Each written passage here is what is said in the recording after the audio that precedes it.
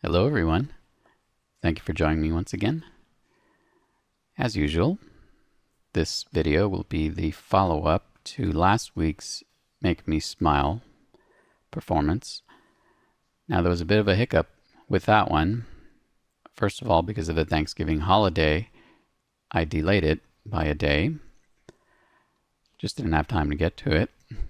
And furthermore, the geniuses at some unnamed record company decided to block the video once I had released it. I stayed up all night Saturday and only to find out that it was immediately blocked. So I'm sure that was, some automated bot that was working according to, what the record company chose to do with that particular song. I don't get it. I don't understand.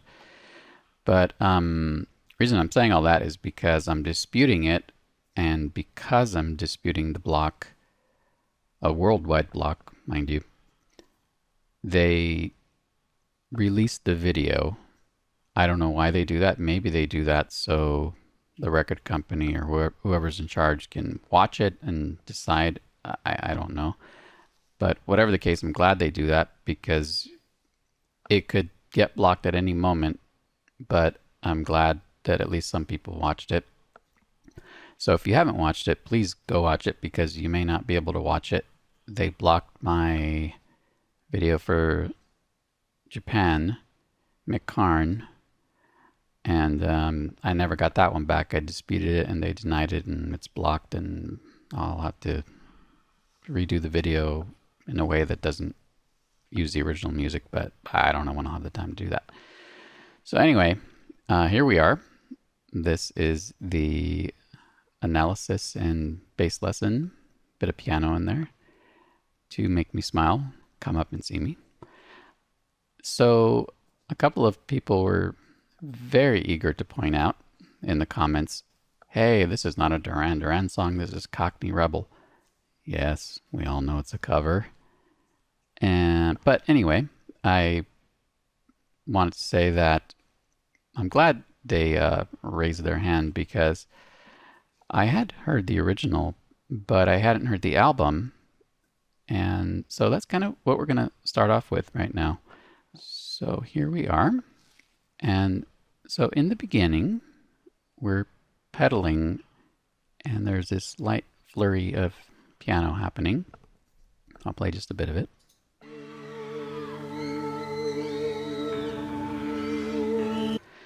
And that is kind of like this A, D, A thing, just kind of like this vague sort of, not really a triad, but something like that, right? And, it pedals on that for a while. And like I said, it's got pretty little flurries of piano.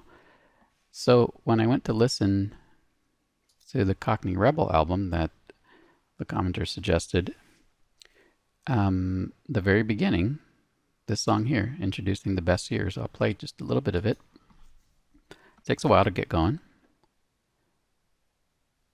Now, I could be reaching here, but maybe Nick took it from this song, because listen.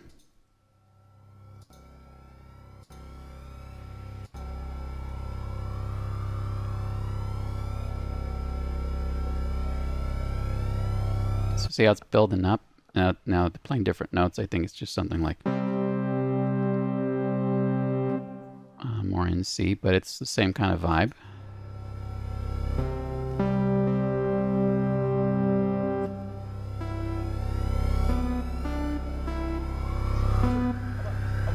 I hear a funny note in there.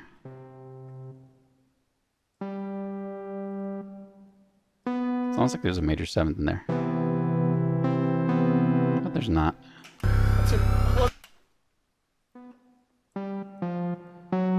Actually, I think what I'm hearing is an F sharp in there, something like a tritone thing. Let's rewind it.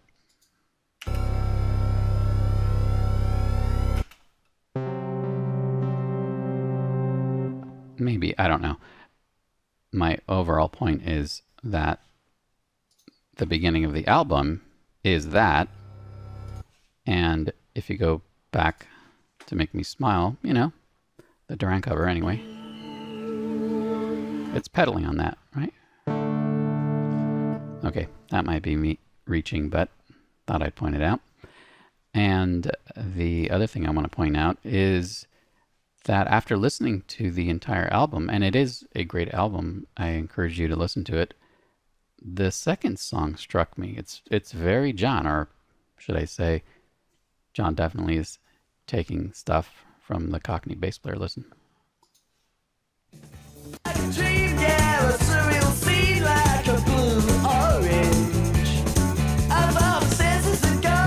Yeah, it's pretty cool. So anyhow, I encourage you to listen to the album. The whole thing's pretty great. Steve Harley and Cockney Rebel. And that reminds me of this other thing I wanted to point out. I ended up at the Duran Wiki, which is not too uncommon. And this surprised me. The reunited Duran Duran brought the song back as a surprise encore at their May 28th, 2005 homecoming gig at the Birmingham football ground. I could not find that on YouTube. Oh, Harley was invited to perform, but wasn't able to attend. Also, Steve Harley even joined them on stage on at least one occasion to sing and play guitar. That was back in the 80s. So I thought that was pretty cool. Anyhow, back to the Birmingham thing. I could not find a performance of that. Obviously, that's pretty early, 2005. I did find this. It's not a great recording, and this was, I believe, in 2005, but at St. Andrew's Stadium.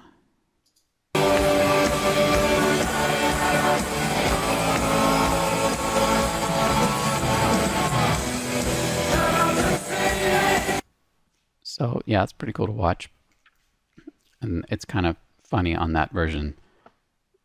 I don't think Simon can hear himself properly because he's kind of an eighth note off from the rest of the band at the end, but they make it work. So anyway, it's better than nothing, but I wish we could hear the version that they played at the Birmingham football ground, and I wish we had a good version of that. Anyhow, okay, so enough of that. Let us focus on the Duran version. So beginning starts off, like we said, with this pedal.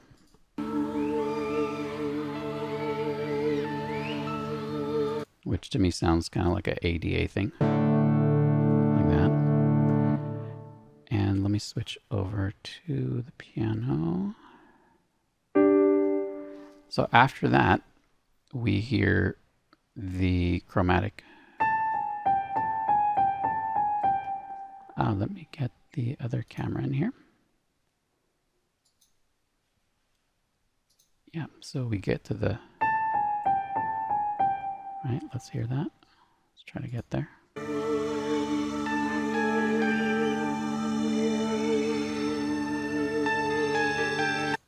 Right there. Pretty cool. And so that brings me to the center of the song, or let's say the harmonic center. I don't want to get into the theory too far, but you know I like to talk about it. So after that, you hear the piano do this run.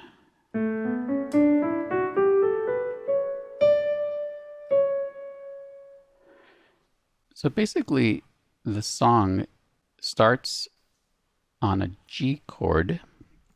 However, it's really in D, and that's the whole point of modes. In D, your notes would be. But since we're starting in G, that makes it Lydian, because that's the fourth one up. So instead of doing these notes, you're going to raise that fourth. And that theme carries throughout. You're using the F sharp and the C sharp, but the basic chords are G, D, A. G, D, A. Okay, let's move this forward so we can hear that run.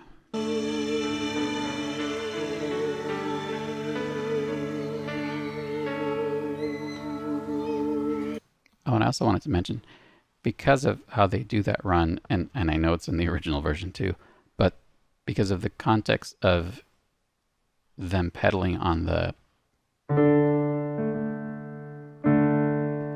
it makes it sound like it's a major seventh. Like it makes it sound like it ends on this, like a real pretty chord, at least something like that. Maybe like a, I don't know, by the very nature of him going, and then hanging back on it. So it's a real pretty effect. Okay, let's keep going.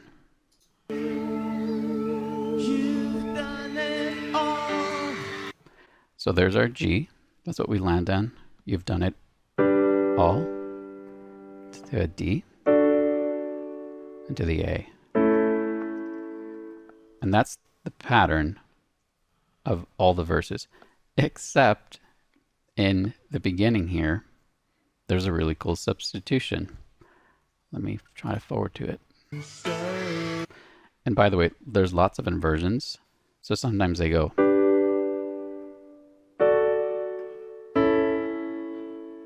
And then sometimes it goes like.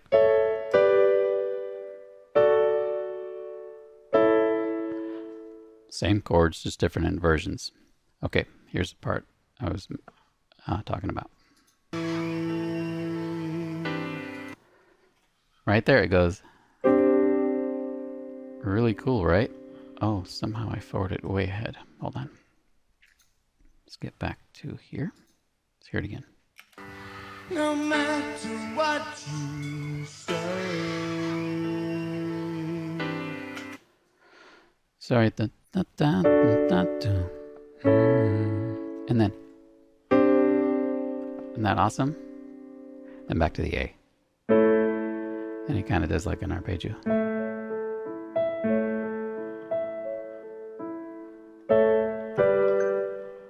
And it goes back into the verses. It kind of does it too in the first chorus without the bend. Let's see if I can find it. Right there.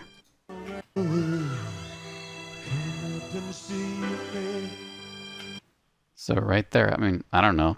That was a mistake, but it sounds good. So the chorus chords are simply E minor, to G, to D, to A. And that little substitution ended up sounding like this.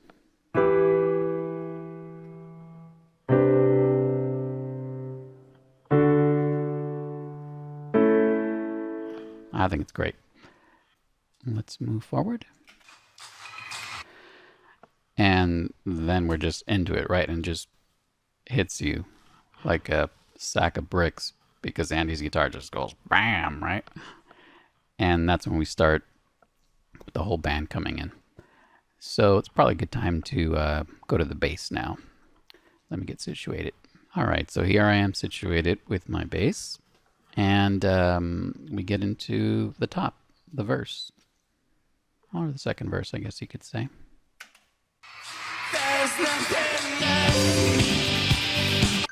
The pattern is quite simple, although as usual we have our subtleties. The pattern is this kind of pentatonic pattern where we're just going G, F, D, G.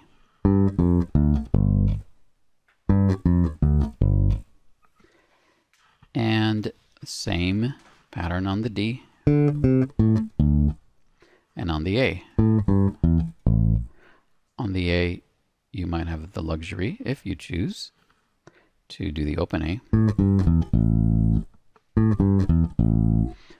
Now, I mentioned some subtleties. So one of them is that the pickup notes vary. So in the beginning, he pulls off that, it's not a hammer off or anything like that. I just mean he jumps off the F. So that's the rhythm. 1, 2, 3. Bonk, bang, bonk, bonk, bonk, bonk, bonk, beep, bonk, bonk, bonk, bonk, bonk. Okay? So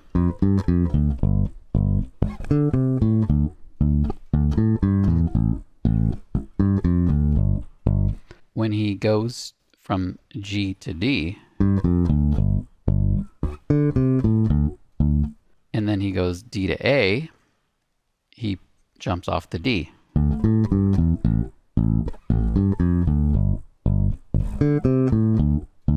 And one trick there, which is why I wanted to talk about, or why I keep mentioning the notes that get jumped off of, is that it's not always clear what notes are being jumped off of to get to the next chord. And that's when you do this little slide trick of just playing a ghost note. And I do that a lot if you listen to the performance. So instead of worrying about what exact notes you're going to do, you can just play ghost notes like this.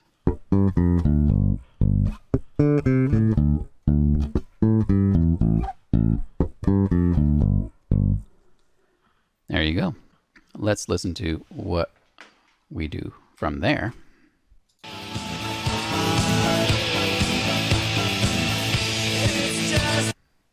In between the verses, there's another cool trick there.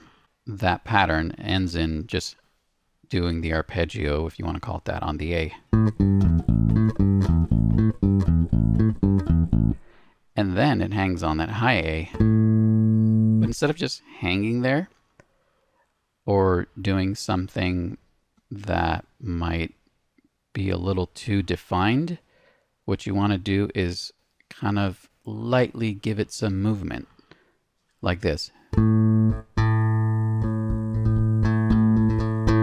Something like that. Instead of going like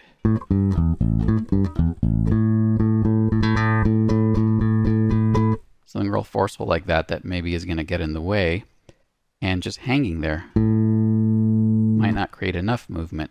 So that's another little bass playing trick. You could just hang and then kind of lightly gallop.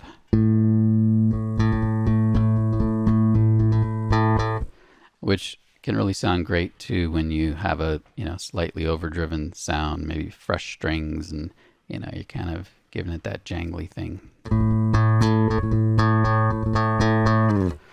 Okay, after those verses, it's going to go into the ooh, bop, bop, bop part, which is just G to D.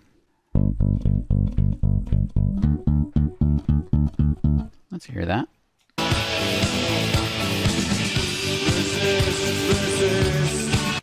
So you're jumping straight from the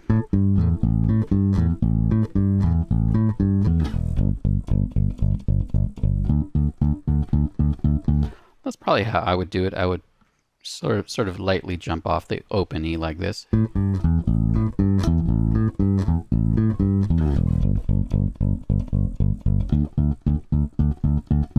And that's going to come up later to the jumping off the open E. So it does the oop, pop, pop twice, and then it goes to an A. So let's pretend it's the second time. To the A. That's the run up. So it's just chromatic starting on the major third there. C sharp, D natural, D sharp. Then we're into the chorus. And at this point of the song, the chorus is pretty much just driving those eighths. So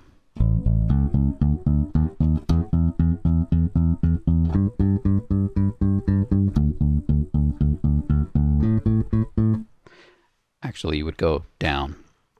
Let's listen to that.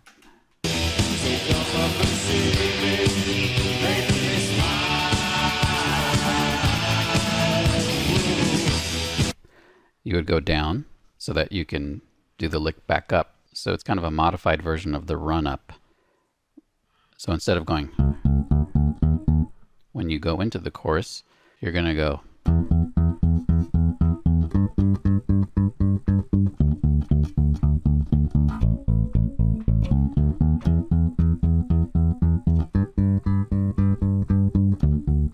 Into octaves.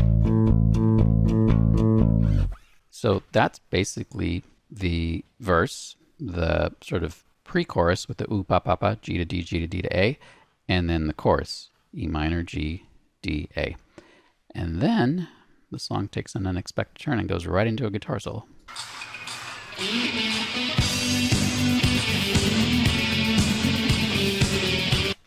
So there are those pull-offs that I was talking about.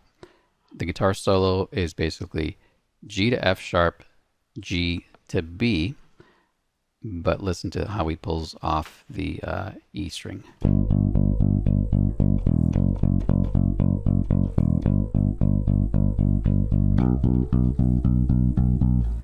Right? Let's do that again.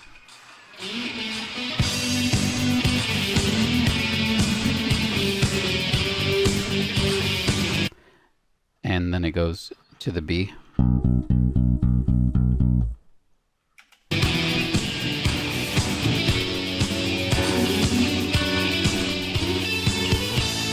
Then it goes to an F sharp.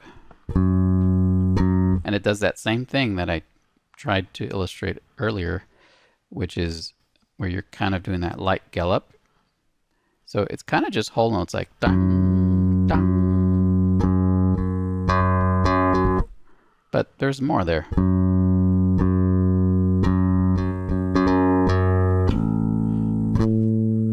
And then it goes to an A, a low A, and then a high A. Same again with that same. Let's try to listen to that.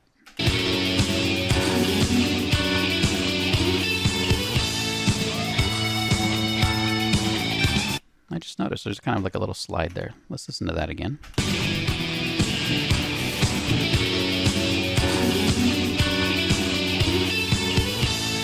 It's like.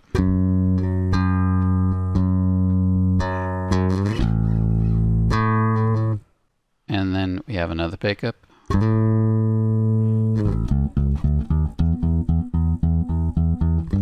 To the chorus, chords, but with a slightly different pattern. Listen.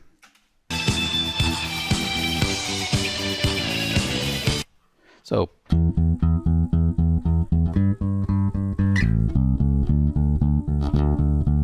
Right?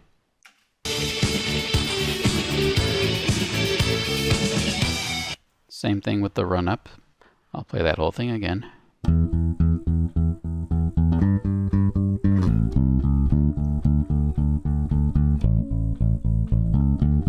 Now the second time, there's a bit more, I don't know, a bit more funk, a bit more of a push. Listen.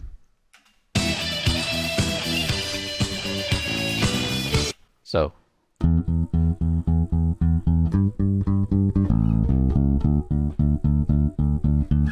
To the octaves. Yeah, so it's kind of like a gong gong gong.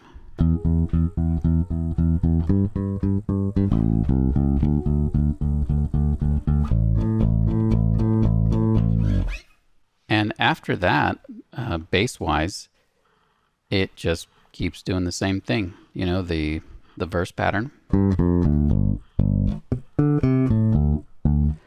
And into the oop-pop-papas. The A, and then run up. Then the chorus. Just driving eighths.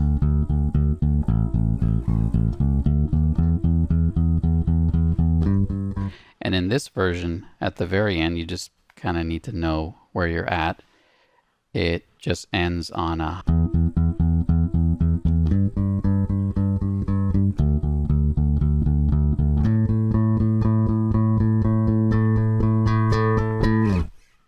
That's about it. All right, there are two more things that I want to go over. I think I mentioned this earlier in the video, but in case I didn't, John is definitely doing his typical, I'm going to play whatever note I want to play, regardless of what the established harmonic content might decide.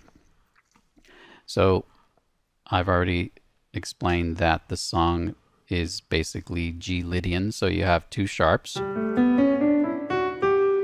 But John is completely ignoring that F sharp and the C sharp because all of the chords in the chorus, the chords in the verse specifically are. So just G, D, A. The bass line, and I know you can't see all of my hands, but the bass line is basically going. You let's bring that up an octave. The bass line is basically going.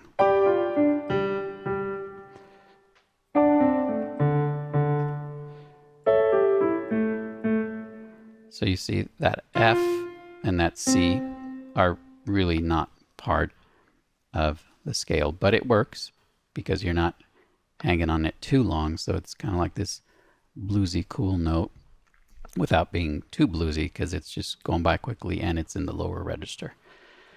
All right, so the other thing I want to show you, or that I want to highlight, is Andy's guitar solo. I've always loved it, and I think it's worth a listen to on piano. It sounds really beautiful. I hope you'll agree.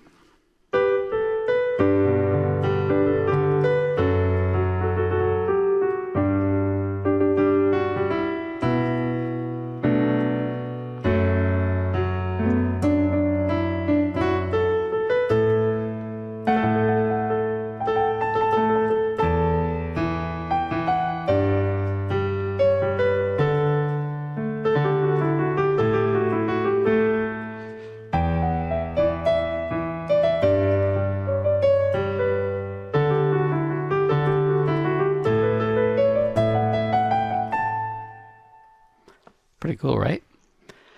All right, hope you enjoyed that as much as I did, and I hope to see you soon. Take it easy. Goodbye.